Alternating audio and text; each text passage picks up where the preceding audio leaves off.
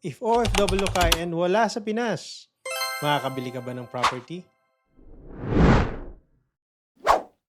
Oo naman, pwede bumili ng property ang isang OFW kahit wala siya sa Pinas.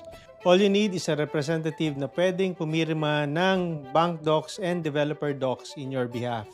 Yung representative nito is dapat first degree relative mo. So, pwede yung anak, pwede yung tatay, pwede yung asawa, or kapatid.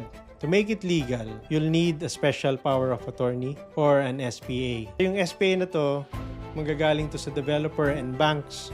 Ipapadala sa iyo through email. Once you receive it, you'll print it out, isa-sign mo, and dadalhin mo dun sa Philippine Embassy para ipa-consularize. Once consularize, or minsan tinatawag ding red ribbon, ipapadala mo yan pabalik sa Pilipinas, and yung representative mo, isasabit niya dun sa bank, saka sa developer. Because of the SPA, lahat ng pinirmahan ng representative mo in your behalf, valid yun, as if ikaw mismo yung pumirma.